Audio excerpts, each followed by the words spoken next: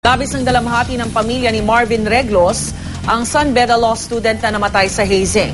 Hiling ng pamilya sana ay matukoy na rin daw ang iba pang miyembro ng fraternity na nasa likod ng karahasang kumitil sa buhay ni Marvin. Mula sa Burgos, Isabela, may live report si Maria Bulaklak Osente. Maria? Yes, Rhea, sa unang gabi nga ng burol ni Marvin Reglos dito sa kanilang bahay sa Burgos, Isabela, ay labis pa rin ang lungkot na nadarama ng buong pamilya. Dumayo pa nga mula sa mga kalapit na bayan ng ilang kamag-anak nito. Di daw kasi nila lubos maisip na ang isang mabait at matalinong binata tulad ni Marvin ay mawawala sa mundo sa edad na 25 lamang.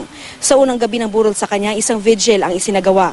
Hiling ng pamilya ang hustisya para kay Marvin. Nang lumalim na nga ang gabi, nakapagpahinga na rin kahit kaunti ang ama ni Marvin na si Mang Lucito. Halos 4 na araw na nga kasi itong walang tulog dahil na rin sa pag-asikaso sa paglipat sa bangkay ni Marvin mula pa nung Lunes. Ang dalawang nakababatang kapatid ni Marvin na sina Lorvie at Myril Pauline, lubhang apektado pa rin sa nangyari. Ang kanilang ina na si Aling Mirna ang nagbantay sa lamay sa magdamag. Sa ngayon nakasampa na ang kasong murder in relation to hazing laban sa dalawang nahuling sospek. Pero iginigiit pa rin ng pamilya na sana'y matukoy na rin ang iba pang miyembro ng frat na nasa likod di umano ng hazing na siyang dahilan ng ikinamatay ni Marvin. Samantala, may 2 linggo pa ang hihintayin ng pamilya Reglos para naman sa paglabas ng resulta ng ginawang re-autopsy kay Marvin.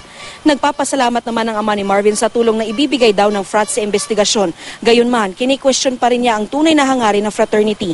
Tila may mali daw kasi sa pagpapalakad ng organisasyon.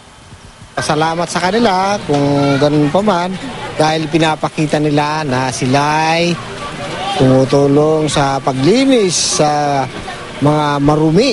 Kung sa akin, sa tingin ko talaga marumi.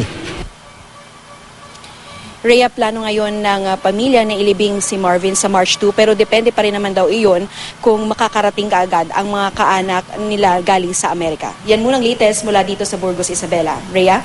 Maraming salamat, Maria Bulaklak Osente.